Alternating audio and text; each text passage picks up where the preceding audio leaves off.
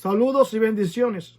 Damos gracias a Dios por esta oportunidad que nos concede de estar nuevamente a través de este medio llevando este próximo video en el cual estaremos cubriendo acerca de lo que es la voluntad del Espíritu Santo.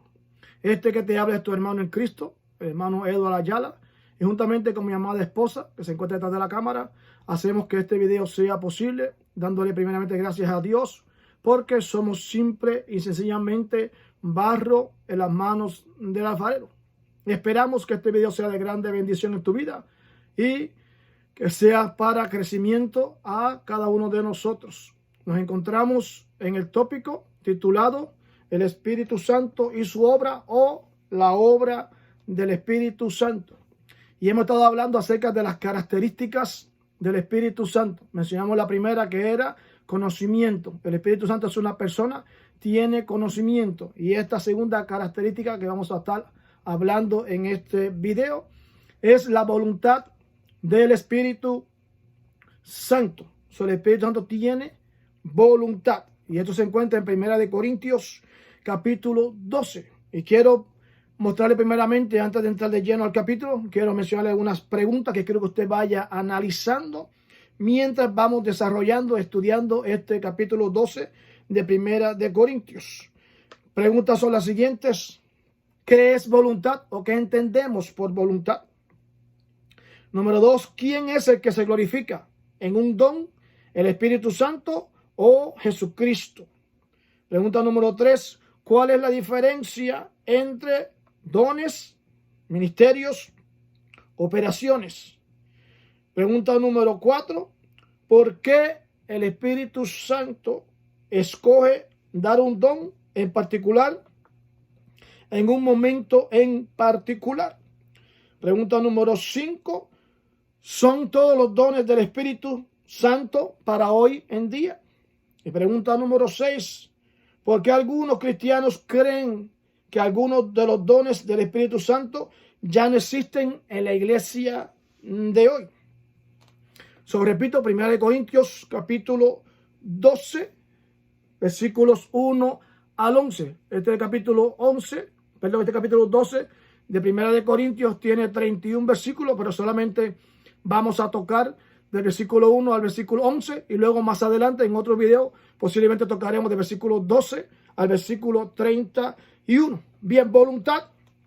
Cuando hablamos de voluntad en su idioma original, el idioma hebreo o el idioma griego, o sea, Viejo Testamento es el idioma hebreo y Nuevo Testamento es el idioma en el griego. En el idioma hebreo, la palabra se escribe, no sé pronunciarla, pero se escribe de la siguiente manera: K-J-A-F-E-T-S. Eso se pronuncia, voy a tratar de decirlo de alguna manera para que usted me entienda. Es como kafet. Kafet es la palabra para voluntad en el idioma hebreo. Y esto significa deseo, significa agrado o significa complacer. Eso tiene diferentes significados o sinónimos dependiendo en dónde, en qué contexto estamos leyendo. Por ejemplo, en este contexto que estoy leyendo es el Salmo 143:10, donde aparece la palabra voluntad, en la palabra hebreo voluntad, y se refiere entonces al complacer. O sea, como Dios, como complacemos, como hacemos la voluntad de Dios. En el idioma griego, en el Nuevo Testamento, está la palabra voluntad. En el griego se pronuncia, dice, voy a decirla deletreadamente primeramente, es D-S-E-L-H-M-A.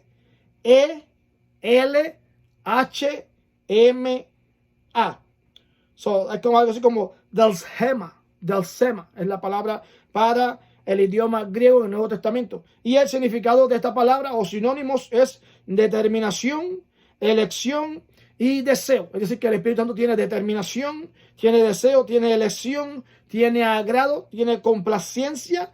Todas estas cualidades las tiene el Espíritu Santo, pero todas ellas se resumen en la palabra voluntad.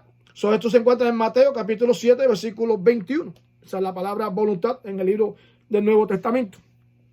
Cuando hablamos de los Corintios, la iglesia de Corintios fue fundada por Pablo, un poco de historia, en el año 50 año 49 en adelante, al año 50, donde Pablo en su segundo viaje misionero funda la iglesia de los Corintios. Luego en el año 56 es cuando Pablo escribe la carta, primera y segunda de Corintios. Se cree que hay una tercera carta, pero se da por perdida. No se encontró esta carta que se escribe, pero la carta de primera y segunda de Corintios la tenemos entonces nosotros en nuestras manos en el Nuevo Testamento.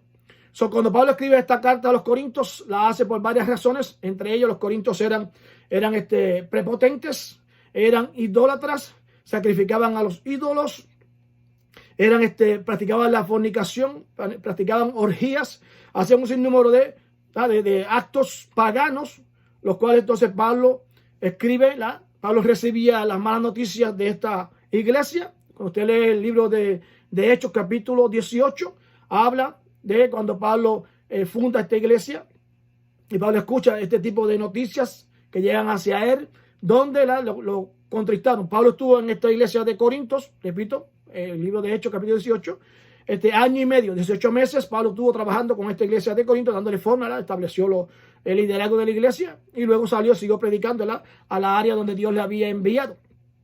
Cuando subieron estos problemas, Pablo estaba en Éfeso, mayormente se pasaba en Éfeso, trabajando en las iglesias de Éfeso, ya que fundó varias iglesias en Éfeso. Y cuando Pablo recibe este tipo de noticias, cuando leemos el libro de Corintios, capítulo 4, Pablo envía a Timoteo para resolver la situación por la cual se presentaba en la iglesia de Corintios. Y varios de los problemas que habían, con los que ya mencioné, eran fornicarios, idólatras, todo lo que acabo de mencionar, pero entre ellos había también la mala práctica o el mal entendimiento acerca de los dones espirituales. Y esta es la razón por la cual Pablo entonces es movido a escribir la carta para explicar la función de la obra del Espíritu Santo. Escribe capítulo 12, capítulo 13, capítulo 14, donde Pablo mayormente se dedica a explicar el funcionamiento del Espíritu Santo, la obra del Espíritu Santo dentro de la iglesia y en cada creyente. En este capítulo 12 vamos a ver entonces esa obra, o lo que Pablo escribe a los Corintios para corregir la problemática que se presentaba. Cuando leemos, por ejemplo, en Corintios capítulo 5, 1 Corintios capítulo 5, encontramos un caso de fornicación o de incesto. Vemos cuando el hijo le quita la esposa a su padre. Luego en el capítulo 10 se ve el sacrificio. Dice que los corintios daban a Dios, pero también le daban a los demonios. No podía vivir. Pablo los reprende diciéndole, no puede servir, darle a Dios, o beber de la copa de Dios y beber de la copa de los demonios. Vamos a leerlo. Corintios capítulo 10. Voy a leer el versículo 10, 20, capítulo 10, versículo 20. Lee como sigue. Antes digo que los gentiles sacrifican, a los demonios los sacrifican, y no a Dios, y no quiero que vosotros os hagáis partícipes con los demonios. No podéis beber de la copa del Señor y la copa de los demonios. No podéis participar de la mesa del Señor y de la mesa de los demonios. Es decir, que ellos estaban en las dos prácticas. Le servían a Dios a su manera, pero también le servían a los demonios. Por eso Pablo entonces escribe esta carta de Corintios para corregir toda obra pagana que no era parte de lo que era el crecimiento del cristianismo. Pablo entonces en este capítulo 12 comienza de la siguiente manera, comienza a corregirle el funcionamiento, a explicarle el funcionamiento, de lo que es la obra del Espíritu. Vamos a leer Corintios capítulo 12, 1 Corintios capítulo 12. Los primeros 11 versículos voy a ir leyendo y voy a tratar de enfatizar en varios puntos para ver la obra del Espíritu. Dice la palabra en el nombre del Padre, del Hijo y del Espíritu Santo. El Espíritu es la fuente de los dones.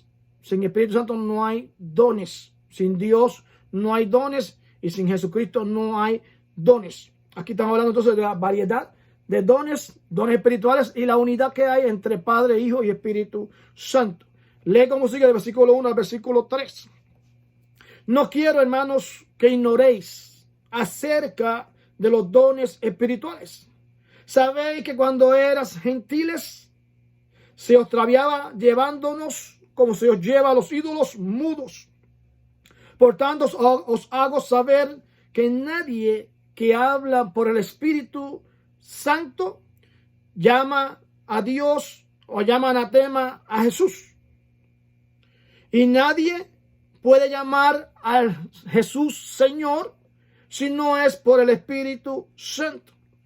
¿Qué trata de decir Pablo en este momento? Lo que acabo de mencionar en el capítulo 10, donde ellos celebraban a la copa de Dios y celebraban a la copa de los demonios. Aquí vemos entonces tres principios guía que distinguen la forma de obrar del Espíritu Santo acerca, en contra o en contraste con lo que es el celebrar o adorar a los demonios, a los ídolos. Principio número 1, ¿cómo funciona la obra del Espíritu Santo? Principio número 1 es el principio del control consciente. Esa diferencia de lo que es el paganismo. El poder del Espíritu Santo no conduce a la gente a acciones impulsivas e incontroladas. El poder del Espíritu Santo no se impone a la gente. Es decir, que es todo diferente a lo que son los ídolos, lo que son los demonios. A diferencia de los demonios, si usted va a Primera de Reyes, capítulo 18, vemos la historia de Elías con los profetas de Baal.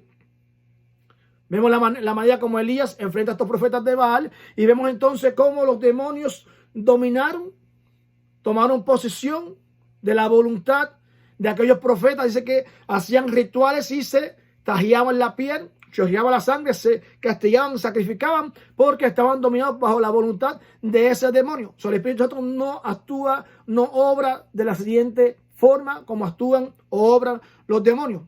Nosotros tenemos libre albedrío.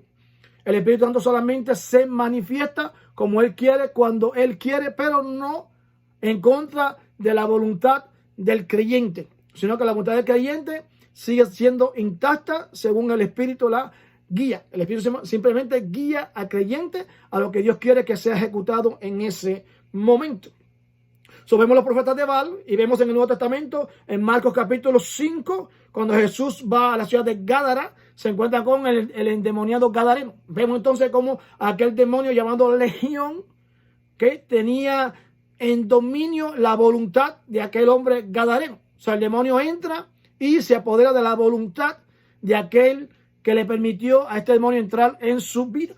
Pero el Espíritu Santo no actúa, no obra de esa misma manera.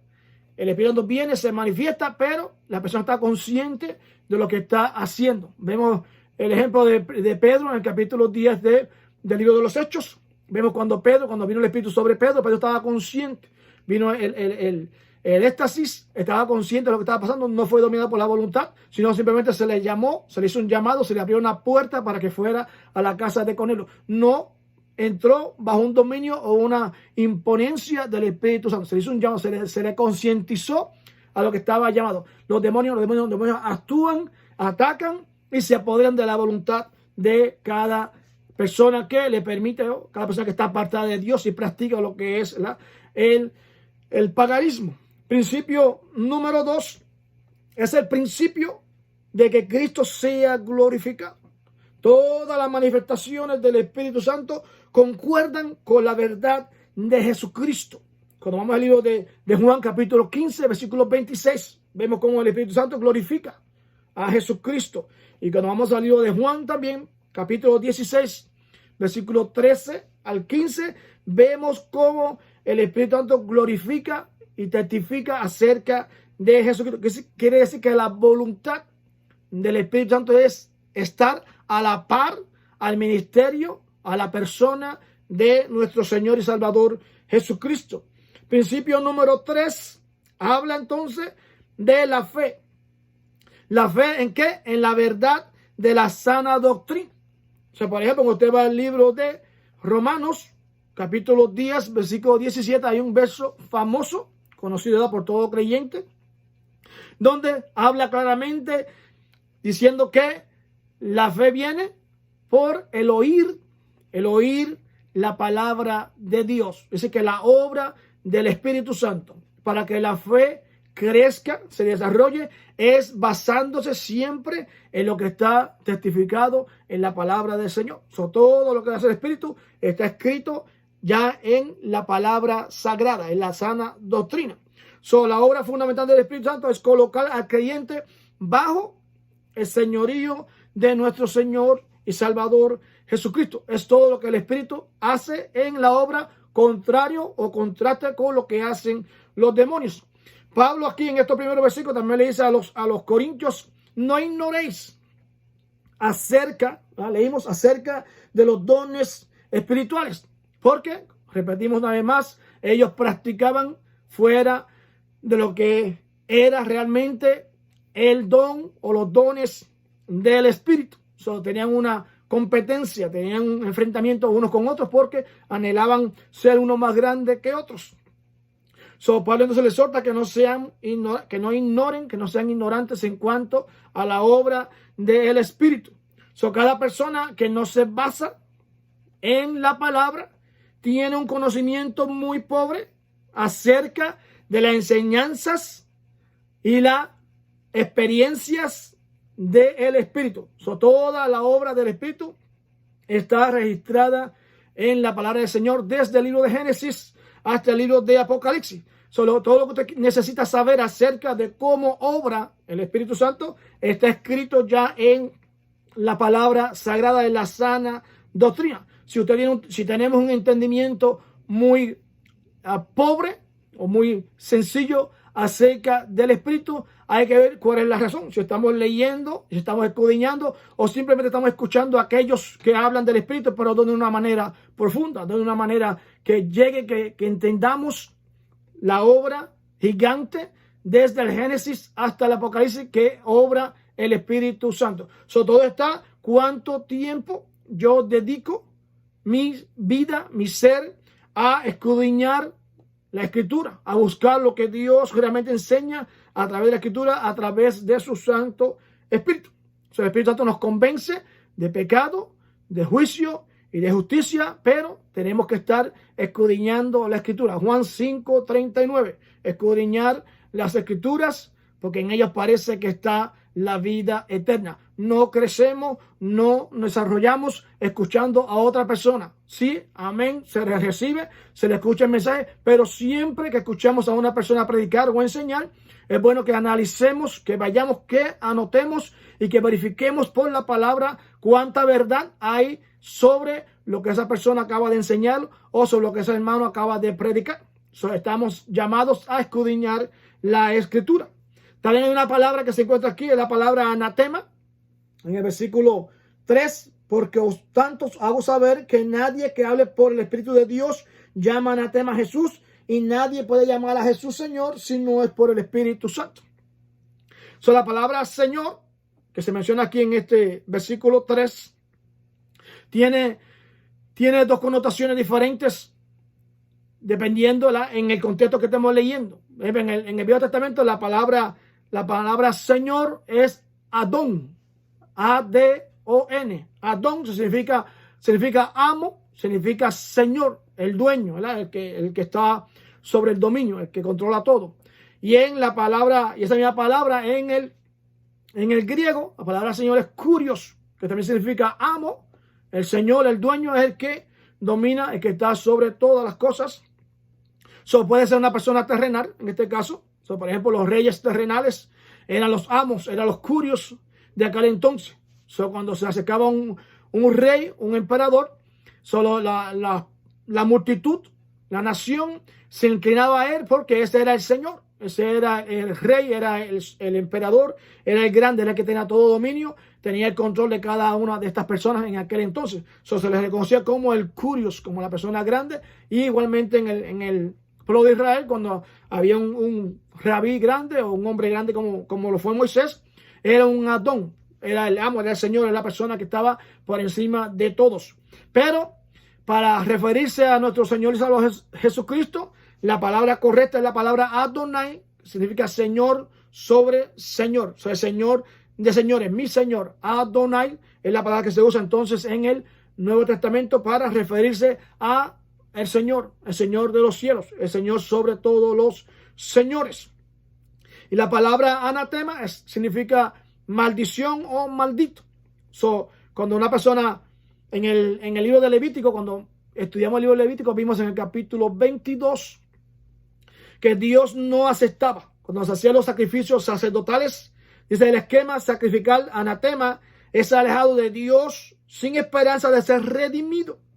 Eso se refería entonces cuando se tomaban animales impuros o animales con defectos, Dios no redimía a aquel que presentaba el animal impuro. Levítico capítulo 22, hay un proceso de lo que Dios demandaba para que la persona fuera perdonada, para que la persona fuera redimida. Su anatema, una vez más repito, es maldito o maldición. Toda persona que está lejos de Dios está en lo que se conoce como el anatema. Y estos hombres corintios, por eso dicen, no puedes servir a Dios y a los demonios porque estás practicando el anatema. Estás bendiciendo a Dios y estás también en maldición porque estás persiguiendo o estás adorando, sirviéndole a los demonios.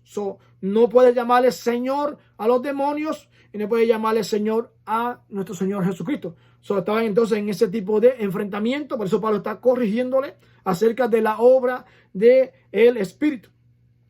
El Espíritu Santo tiene una obra, como estamos hablando, y esa obra es no promoverse a sí mismo, no glorificarse a sí mismo y no representarse a sí mismo, sino que siempre representa a la persona de Jesucristo. Esta es la obra del Espíritu Santo, aunque es un Dios trino, es el Dios que está con nosotros ahora hasta el fin de los tiempos, pero su obra es representar a la persona de Jesucristo. Versículos 4 al 6 habla de la diversidad y la unidad de dones. Lee como sigue. Ahora bien, hay diversidad de dones, pero el Espíritu es el mismo. Hay diversidad de ministerios, pero el Señor es el mismo. Y hay diversidad de operaciones, pero Dios que hace todas las cosas es el mismo. Hay diversidad, pero el Señor es el mismo. Los demonios son varios y cada uno de estos demonios tenía una función en particular. Cada demonio ellos le sacrificaban o le hacían un culto o una adoración diferente, porque cada demonio hacía diferentes funciones. Pero aquí dice que Dios, el Espíritu y Jesús es el mismo. Es el que hace todos en todos, según su santa y bendita voluntad. Dice que hay diversidad de dones. La palabra dones en el griego viene de la palabra carisma o carismata, que significa regalo, significa gracia, favor inmerecido, ¿verdad? Facultad milagrosa. Todo proviene del Espíritu. Está por encima de lo que es la voluntad humana. Ciertamente hay diversidad de dones, sin embargo, hay un solo dador quien obra a través de estos diversos dones. Viene siendo la persona del Espíritu. Aquí habla que también están los ministerios. La palabra ministerios, hay diversidad de ministerios, como leímos. La palabra para ministerios en el idioma griego, su idioma original, es diaconión. Diaconión. Probablemente tiene aquí en mente los diferentes oficios dados a la iglesia. Cuando vamos al libro de los Efesios, capítulo 4, vemos ahí entonces cuáles son estos ministerios que se le dieron a la iglesia. Mencionamos apóstoles, profetas, evangelistas, pastores y maestros. Efesios capítulo 4 es cuando Cristo va a lo bajo, desciende hacia arriba y reparte dones para la iglesia, para edificación del cuerpo de la iglesia. También está la palabra operaciones en algunas traducciones bíblicas que usa la palabra actividades, pero la palabra en la Reina Valera aparece la palabra operaciones. La palabra operación en el griego se escribe energematon,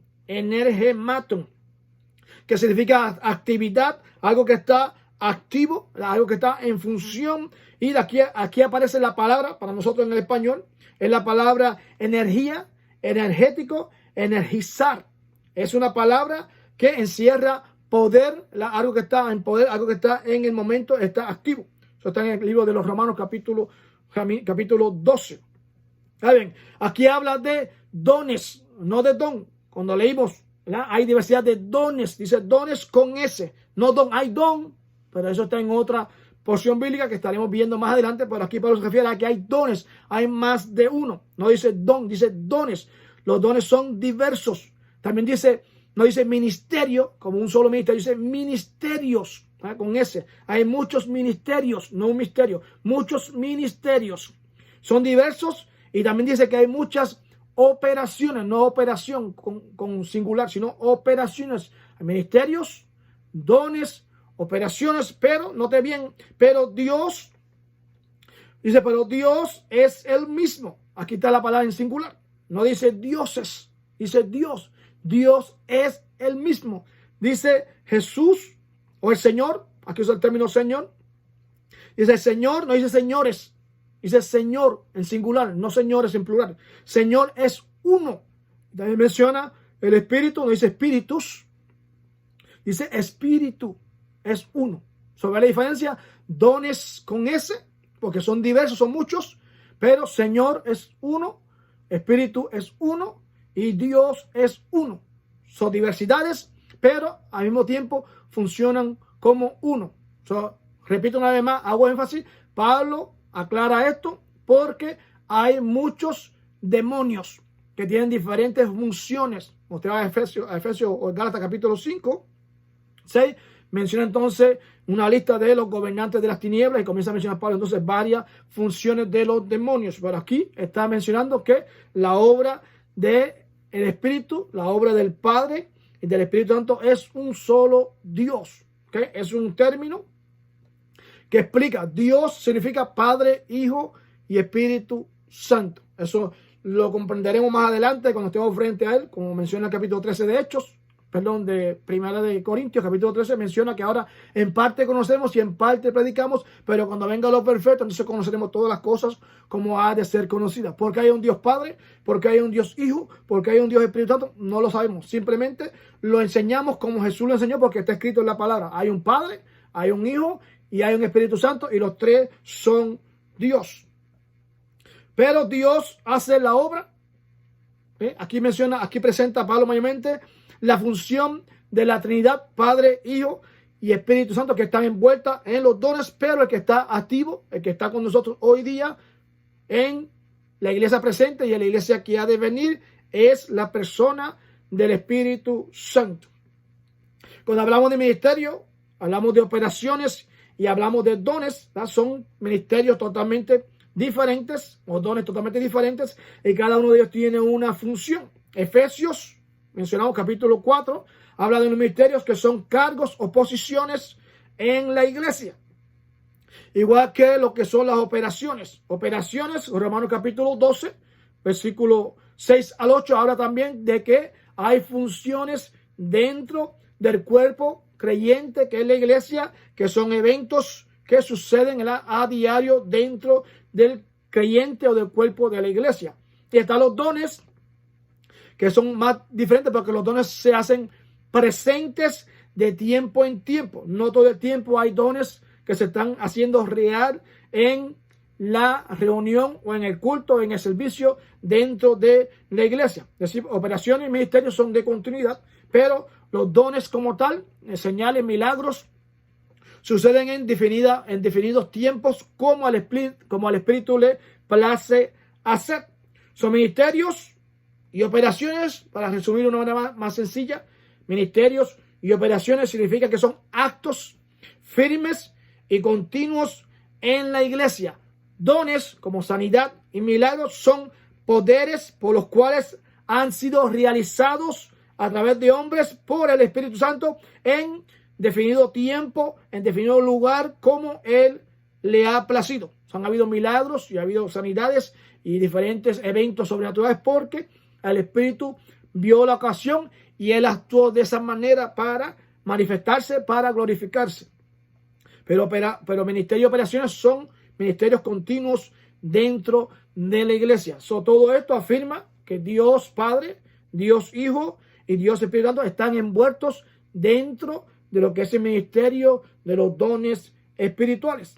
Versículos 7 al 11 habla también de la variedad de manifestaciones del Espíritu.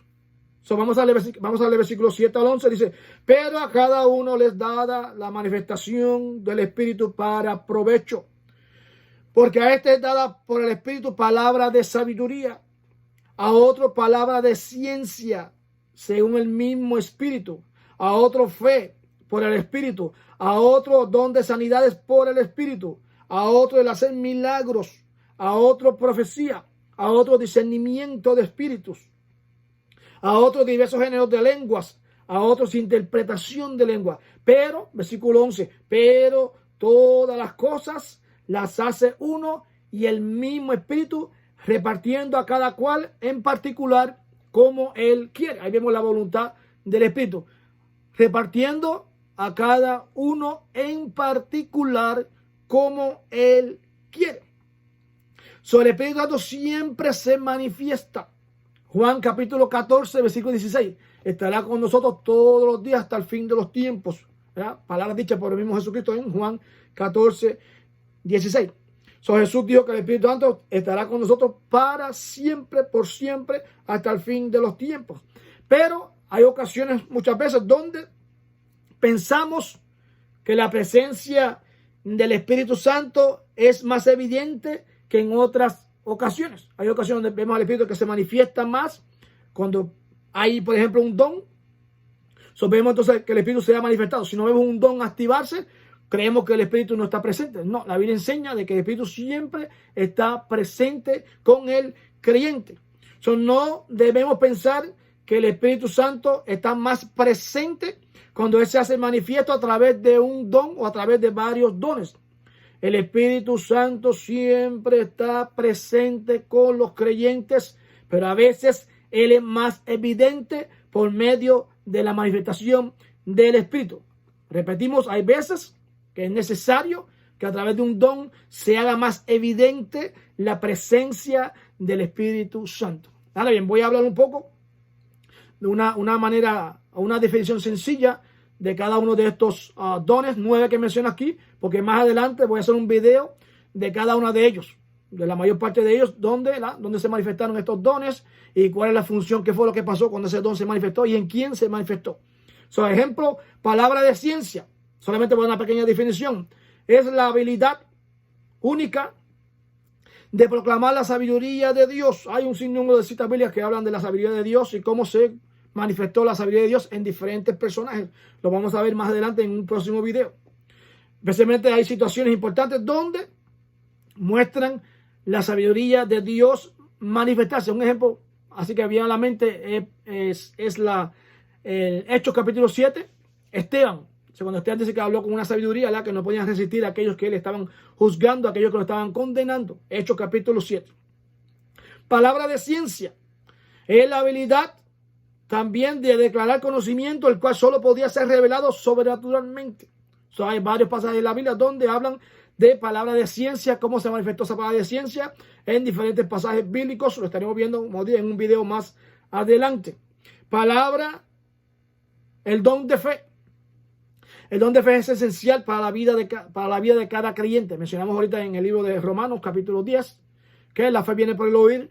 Pero esta fe que habla aquí es un don de fe. Quiere decir que se remonta, es la parte esencial de la vida de cada creyente, de cada cristiano. El don de fe es la habilidad única de confiar en Dios, no importando en la circunstancia o situación que se encuentre la persona. Por ejemplo, cuando Pedro caminó sobre las aguas, eso es un acto de fe.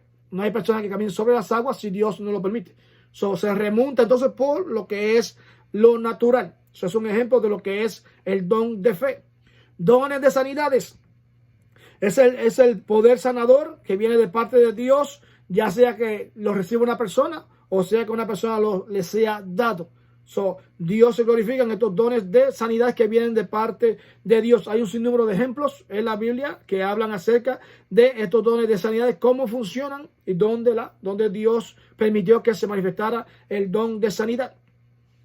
Aunque también entendemos que no siempre Dios sana. Que a veces vemos que nos enfocamos en que Dios tiene que sanar para creer en Dios. No meramente Dios tiene que sanar para creer que Él es Dios. Dios sigue siendo Dios, sane o no sane. La voluntad de Dios, cuando quiere sanar, sana, y cuando Dios no quiere sanar, no sana. Por ejemplo, Pablo era un hombre de fe, Timoteo era un hombre de fe, pero tenían sus condiciones, tenían su enfermedad. Si usted va a primera de Timoteo, capítulo 5, versículos 23 en adelante, vamos a ver que había una enfermedad estomacal en la vida de Timoteo. Nunca no se registra que esta enfermedad salió de la vida de Timoteo, sino que se quedó enfermo, siguió sirviéndole a Dios, pero tenía la condición estomacal y así le sirvió a Dios. No porque no tenía fe, sino porque Dios le plació dejarlo de esa manera.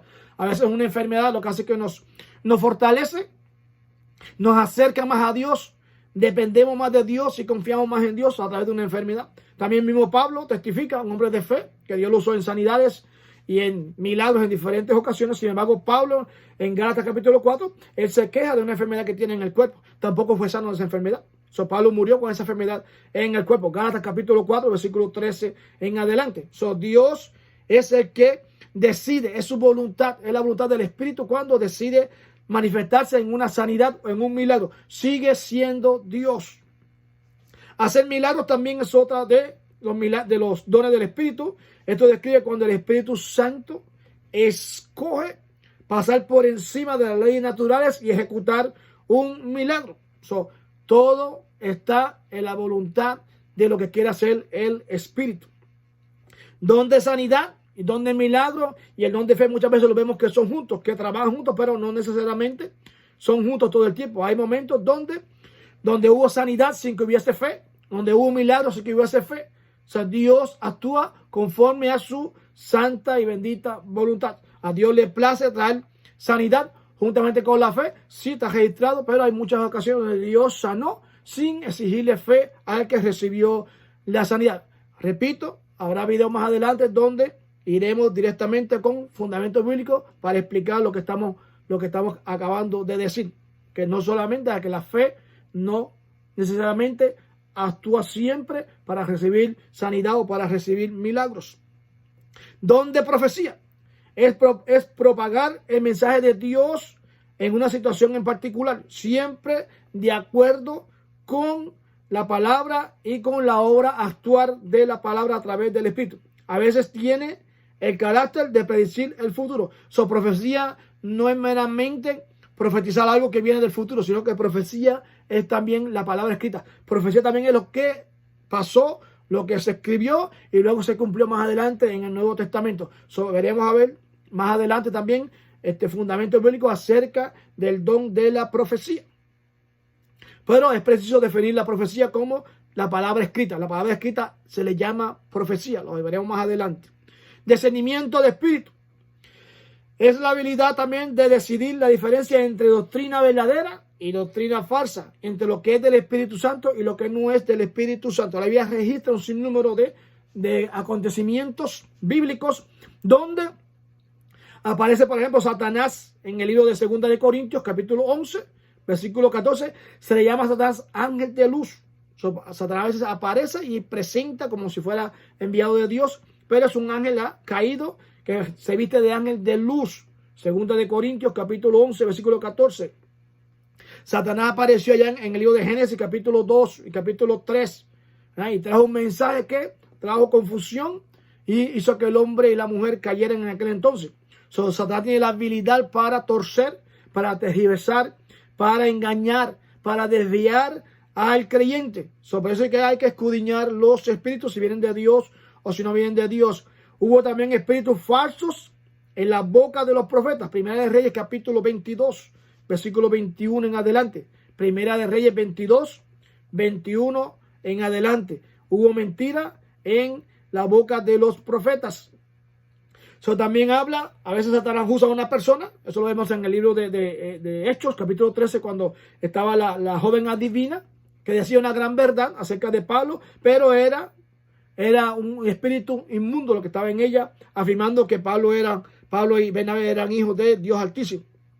Era en un espíritu de adivinación, diciendo una gran verdad, pero Pablo lo reprende. Hay que escudriñar los espíritus. Y en el libro de Juan, dice, Primera de Juan, capítulo 4, versículo 1 en adelante, Primera de Juan, epístola, capítulo 4, versículo 1 en adelante, que es importante probar los espíritus, a ver si vienen de Dios o si no vienen de Dios. Juan hace la exhortación, probar los espíritus si vienen de Dios o no vienen de Dios. Todo espíritu que confiesa que Jesús vino en carne, y comienza entonces a explicarles por qué. Hay que verificarlo, comprobar si los espíritus son de Dios o no son de Dios. Este es el don de discernimiento de espíritu. El don de lengua, que es el don más controversial, tanto en la iglesia de Corintios como en el tiempo presente. También la Biblia registra la función correcta de este don de lenguas, de cómo se manifiesta. dónde se manifiesta y por qué se manifiesta. Lo estaremos viendo en el libro de los Hechos, capítulo 2. Lo veremos también en 1 Corintios, capítulo 14. Vamos a ver cómo Pablo explica lo que es realmente la función del don de lenguas. Las lenguas tienen un lugar importante en la vida devocional del creyente, pero tienen un lugar pequeño en la vida corporativa de la iglesia. Lo voy a repetir nuevamente. Las lenguas tienen un lugar importante en la vida devocional diariamente del creyente, pero tienen un pequeño lugar en la vida corporativa de la iglesia, es decir, cuando se reúne la iglesia, en sus servicios, en sus cultos, en sus reuniones públicas. El don de lenguas tiene un orden y está escrito, está establecido detalladamente en el libro de Corintios capítulo 14. 1 Corintios capítulo 14 está desarrollado detalladamente cómo es la función de hablar en otros idiomas. Está el don también de lo que es la interpretación de lenguas, es el don final que se menciona aquí. Cuando alguien habla, cuando alguien está hablando, la persona que tiene la habilidad para traducirle. Es un don también que trae controversia, enfrentamientos, porque está la falta, como dije al principio, la falta de escudriñar la escritura, ver realmente lo que la escritura habla, no lo que repite o dice una persona. Uno analiza lo que una persona habla, predica, enseña, pero de la manera de verificar cuánta verdad hay en ese mensaje que trae ese predicador o ese maestro, hay que verificarlo por la palabra, lo que está escrito en la palabra. 1 Corintios capítulo 14, lo vamos a ver más adelante en otro video, acerca de la función, de lo que es el hablar en lengua, lo que es la profecía, lo que es la traducción de estos lenguajes. O sea, todo esto, todo don es para que Dios se glorifique y es para que la iglesia se edifique. Pero estos dones mayormente se comunican directamente con Dios. Cuando hablamos de estos dones finales, el hablar en lenguas y la interpretación de lenguas, pero mayormente el hablar en lenguas es un idioma que pertenece a Dios y va dirigido hacia Dios y es entendido por Dios, solamente por Dios. Y la interpretación de lengua, repito, es para beneficio de la iglesia. Si hay una persona que se levantó, lo que Pablo explica en el capítulo 14 de Corintios, se levantó y habló una lengua extraña, como le habla él, un lenguaje extraño, y no tiene interpretación, dice que calle, se siente. Medite para usted, edifíquese usted, pero no, o sea, está trayendo un enfrentamiento a la iglesia porque el que te oye no entiende o no recibe el mensaje de lo que acaba de decir. Todo lo hace el Espíritu. Cuando leímos estos versículos, vimos que por 5 veces Pablo hace énfasis, lo dice 5 veces, todo lo hace el mismo Espíritu como Él quiere. Todo lo hace el mismo Espíritu como Él quiere. Y así lo digo por 5 ocasiones corridas para darle énfasis de que todo proviene del Espíritu. El enfrentamiento, creo que lo mencioné al principio, de los corintios, además de tantas prácticas que tenían paganas y mezclaban con lo que era la creencia, lo que era el cristianismo. Había entonces una competencia entre ellos, se imponían unos con otros, donde los que profetizaban se sentían superiores a los que no profetizaban, y los que hablaban lenguas se sentían superiores a los que no hablaban lengua. O sea, había un enfrentamiento entre ellos de que el don de hablar en otras lenguas era mejor que el don de lo que era la profecía. Cada uno entonces tenía esto causaba división, habían grupos, enfrentamientos, y todo esto entristecía al apóstol Pablo y envió, como mencioné al principio, envió a la persona de Timoteo para que fuera a corregir, enfrentar este problema. Ahora bien, cuando dice el versículo 11, repartiendo a cada cual en particular como él quiere, aquí está la razón principal por lo cual la unidad es demandada dentro del cuerpo de Cristo. Es decir, Padre, Hijo y Espíritu Santo son unidos. Dios manda entonces a que la iglesia sea unida. No puede haber competencia entre los creyentes y mucho menos con los dones espirituales, porque son para edificación. Cada vez que hay competencia, entonces Dios no está presente. Es simplemente la imponencia de esa persona que cree tener ese don y se siente superior a el que no lo tiene. Hay una razón en contra de cualquier sentido de superioridad. con respecto a los dones. El don no te hace superior, los dones no son para hacer a nadie superior, los dones son distribuidos para edificación de la iglesia, no son de acuerdo con la voluntad humana, no es por voluntad humana que se ejecutan los dones. Ningún ser humano tiene un don como yo soy el Señor o dueño de ese don. Todo viene del Espíritu de Dios, el Espíritu Santo, y Él hace como Él quiere. Pablo hace mucho énfasis acerca de que el don viene del mismo Espíritu. Ahora bien, aquí hay otro punto interesante donde habla lo siguiente. Es por esto que dotación, escuche bien esto, es por esto que dotación espiritual, es lo que pasaba en Corintios, por eso menciono este punto. Es por esto que dotación espiritual nunca es el criterio para una posición de liderazgo. Voy a leerlo nuevamente. Es por esta razón, por lo que acabo de mencionar, el enfrentamiento de los Corintios, de cuál era el mejor don.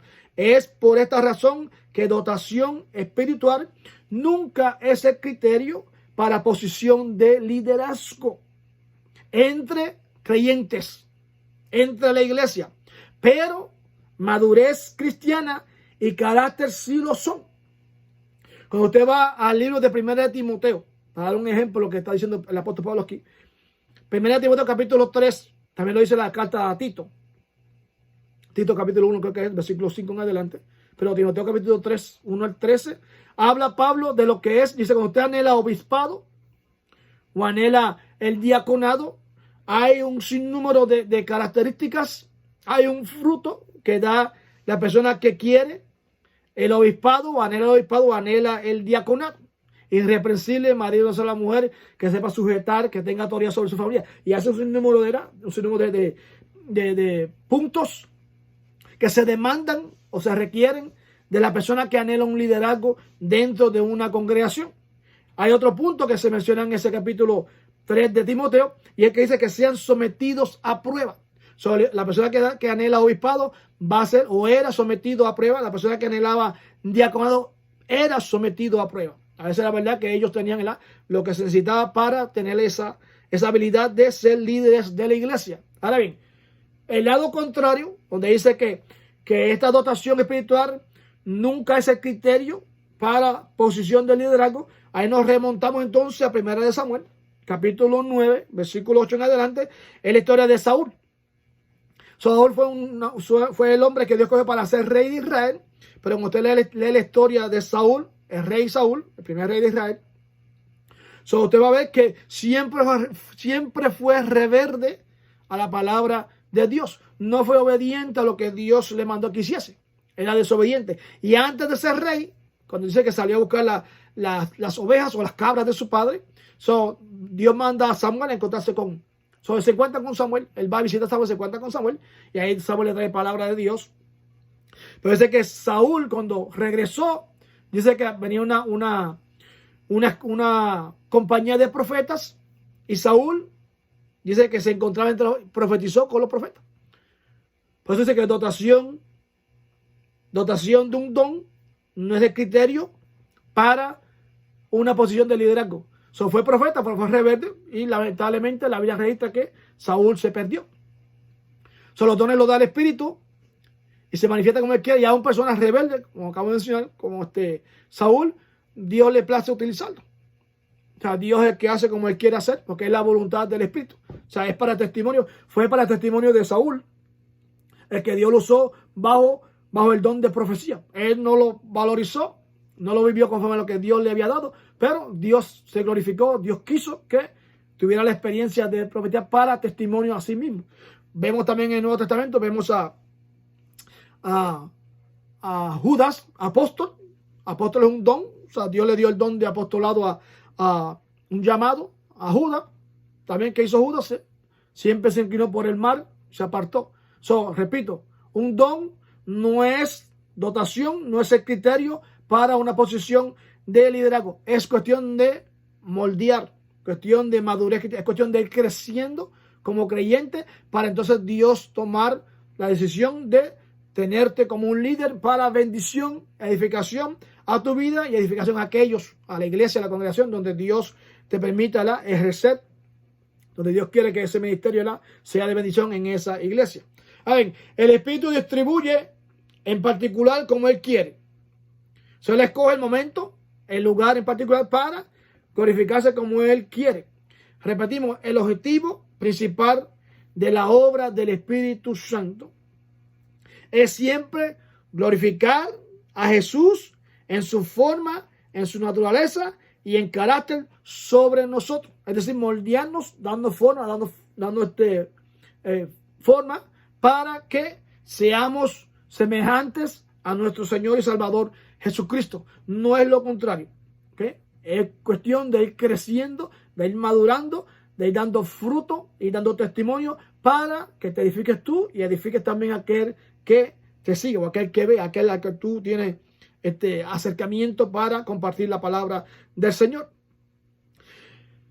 El Espíritu Santo, hay creyentes donde ya piensan o afirman o creen de que ya los dones del Espíritu, especialmente el don de sanidad, el don de milagros, ya no existe hoy en la iglesia.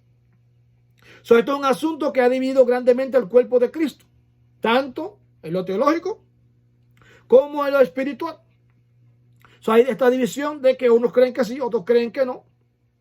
Pero vamos a ver realmente lo que la Biblia enseña. Vamos a estar mirándolo a través de varios pasajes bíblicos. Si el don de sanidad, si el don de milagros, si la represión de demonios está todavía el día de hoy presente.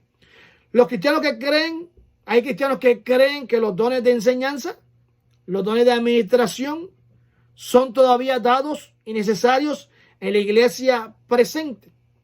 Pero los dones de sanidad y de milagros son los que están en enfrentamiento, son los que están en desacuerdo.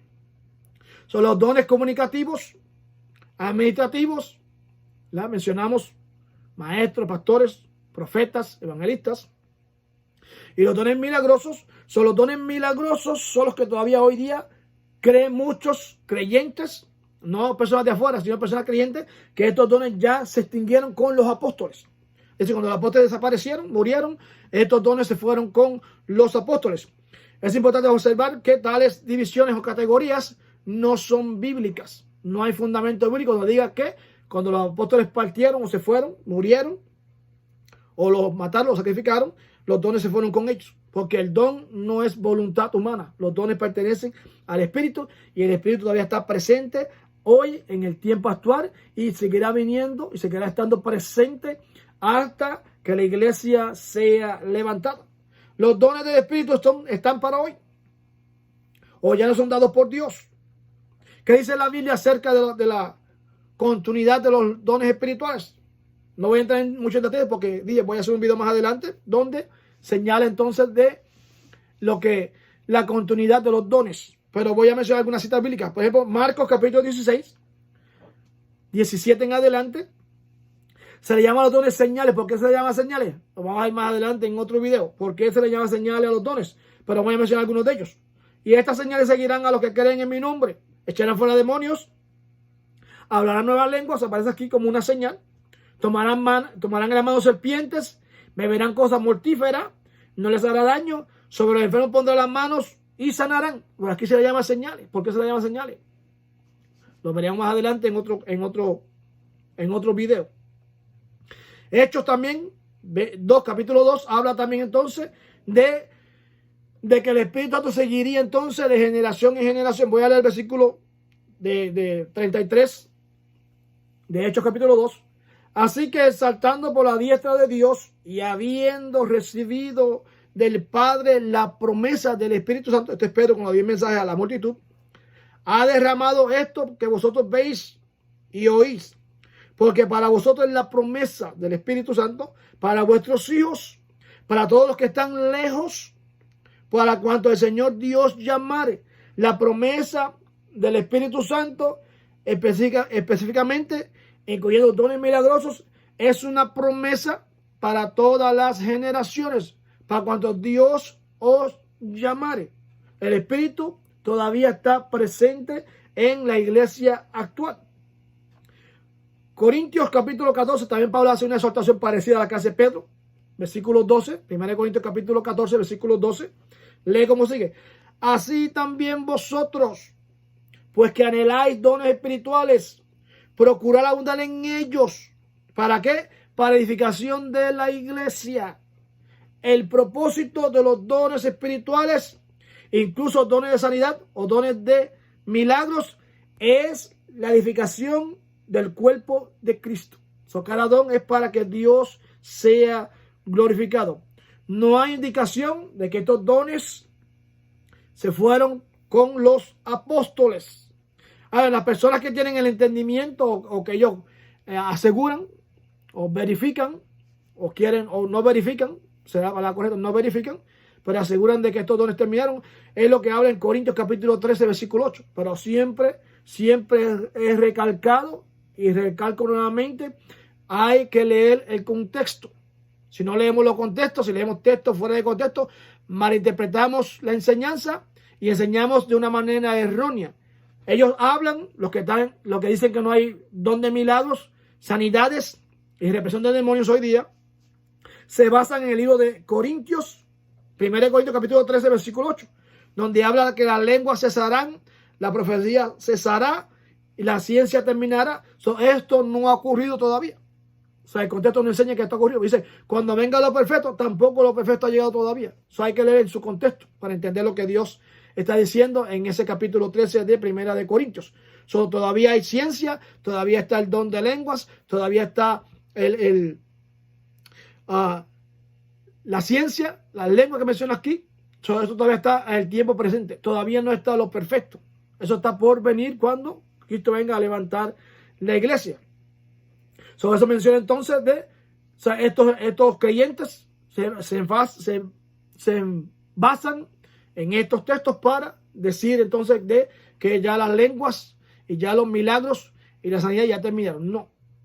El contexto habla de cuando venga lo perfecto, entonces todo este tipo de prácticas, profecías, fe, lenguas y todo esto que menciona la Biblia, ciencia, todo esto terminará. Pero todavía la iglesia está presente, todavía esto está en continuidad. Son los milagros.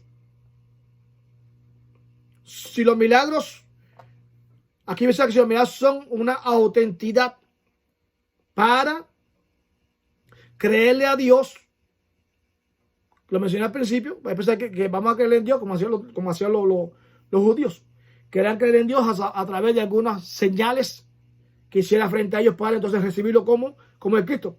Si los milagros autentican la revelación, entonces estamos en problema porque muchos falsos profetas o falsos individuos de aquel entonces realizaron milagros parecidos a los que Dios realiza a través de sus siervos. Por ejemplo, cuando usted se remonta al libro de Éxodo, capítulo 7, dice cuando Dios mandó a Moisés frente a Faraón, Moisés, la vara que tenía Moisés, la tiró hacia el frente, hacia frente a Faraón, hacia el suelo, y la vara se convirtió en una culebra. También lo hicieron los adivinos, los hechiceros, también hicieron lo mismo. Lo único que la vara que tenía Moisés, dice que devoró la vara de los hechiceros. Satanás tiene un poder limitado donde hace ciertas señales a sus seguidores para engañarles. Vemos entonces el capítulo 8 del libro de Hechos, que también lo estudiamos, donde vimos al mago, aquel mago llamado Simón, cómo tenía la ciudad de Samaria la cautivada por las señales que él hacía. Hay poder en Satanás y lo hace a través de señales que atraen, son llamativas, atraen y desvían a la gente. Por eso muchas señales que demandó Israel no le fueron dadas. Sí, algunas le fueron dadas, las que Dios escogió, porque es voluntad del Espíritu, las que escogió para darle, para que entendieran, no las recibieron. Las que ellos demandaron, Dios no se las dio. No autentican los milagros ni las sanidades de que Dios está presente. El propósito principal de los milagros, las sanidades que se ven en el Nuevo Testamento, no fueron para autenticar los mensajeros de Dios, aunque había un propósito por el cual se ejecutaron. Ya mencionamos que Dios le plació, porque Dios quiso, pero el propósito principal de estos milagros fue suplir humildemente las necesidades de la gente. Cuando Dios sanó a aquellas personas es porque Él le plació hacerlo. Por ejemplo, cuando vamos a Lucas capítulo 10, versículo 11 en adelante, habla de los 10 leprosos. Los 10 leprosos, aunque solamente uno volvió a darle a Dios gloria, sin embargo los 10 fueron sanos. Repito, los milagros y las sanidades no siempre hacen que una persona venga a los pies de Jesucristo. Por eso hay muchos señales y milagros que demandaron, que no se ejecutan. Hoy día las personas oran por lo mismo, oramos por lo mismo. No sucede. Eso no es un requisito para que Dios sea glorificado, para que Dios sea adorado, para que Dios te llame. Se cree en Dios por lo que es, no por lo que Él hace o por lo que Él ejecuta. Cuando Dios ejecuta a través de su Santo Espíritu es porque Él le place, porque es su voluntad. Seguí buscando otro ejemplo aquí en Mateo 12. Habla cuando Jesús condenó a aquellos que buscaban autenticar la revelación por medio de señales milagrosas. Los judíos demandaron del Señor muchas señales que Jesús no se las dio. Dice que no le ofreció otra señal más que su propia resurrección. Mateo capítulo 12 en adelante, 12:38 en adelante. En Juan capítulo 2, versículo 18, también no les ofreció otra señal más que su propia resurrección. Jesús proveyó una señal milagrosa para los que le buscaron, su resurrección. En Juan capítulo 6, versículos 29 en adelante, alimentó a 5,000 con los panes y los peces. Y también entonces no hubo convención, no recibieron al Señor. O sea, Dios trajo panes y trajo peces para una gran multitud de 5,000, pero no fue recibido, no lo recibieron como el Mesías, como el Cristo. En otras palabras, el corazón incrédulo, aunque vea señales, aunque vea sanidades, aunque vea milagros, siempre demanda una señal para que se le pruebe lo que él desea ver o lo que ella desea ver. Dios no está en ese plan. O sea, Dios es Dios, repetimos, hayan milagros o no hayan milagros.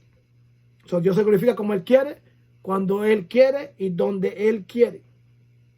Aunque la Biblia tiene todo, ¿verdad? La Biblia tiene todo el material o la información o la bendición o la inspiración, como usted quiera llamarle, para convencernos de que es palabra de Dios, de que todo Dios lo ejecuta a través de su Santo Espíritu. Aún también la historia tiene la voz acerca de lo que es la bendición o los dones del Espíritu Santo. Repito, la Biblia habla de los dones del Espíritu Santo en la iglesia. También la historia hay historiadores que también trajeron la función, la obra, los dones del Espíritu Santo. Hubo quien los negó y hubo quien los respaldó. Voy a mencionar algunos de ellos a través de la historia. A pesar que el asunto está finalmente establecido con lo que dice la Biblia, la voz de la historia también es convincente. Por ejemplo, hay un hombre llamado John MacArthur que escribió un libro llamado Los Carismáticos. En uno de sus comentarios dice lo siguiente: para el segundo siglo, los apóstoles habían ido y muchas cosas cambiaron. Se refiere entonces a que muchos de los dones ya no se manifestaban porque los apóstoles se habían ido. También una escritora llamada Alba McClain dijo en uno de sus escritos, dice lo siguiente: cuando la iglesia aparece en el segundo siglo, la situación con respecto a los dones milagrosos ha cambiado tanto que parece estar en otro mundo. Ella tampoco certificaba de que los dones estaban presentes ya en ese segundo siglo. Porque dice que terminó con la sucesión apostólica, porque la Biblia lo decía, porque Jesús lo decía, porque la teología lo decía. Se basaba en muchos documentos, pero no verificaba realmente la obra de cómo se manifestaba, la obra del Espíritu Santo. Pero también la historia tiene aquellos que sí afirmaron en aquel entonces de la continuidad de los dones espirituales después de la iglesia o después de los apóstoles. Es decir, cuando los apóstoles partieron los que estaban cercanos a los apóstoles, todavía la historia cuenta de otros hombres que vieron la manifestación de los dones de espíritu tiempo después. Voy a mencionarlos por nombre.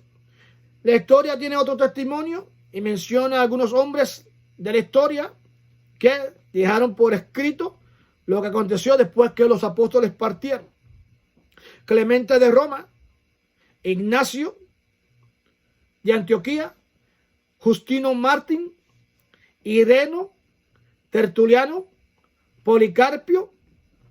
Todos estos hablaban de la existencia de los dones milagrosos y dones de sanidad del Espíritu Santo en sus días. Esto aconteció en el año 250 después de Cristo.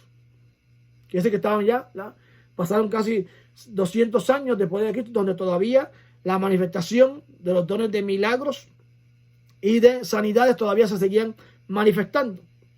La idea de que los dones milagrosos de Dios cesaron con los apóstoles no apareció en la iglesia hasta mediados del siglo IV. En el año 350 fue donde comenzó a debatirse si los dones todavía pertenecían o estaban en la iglesia o si ya no existían en la iglesia.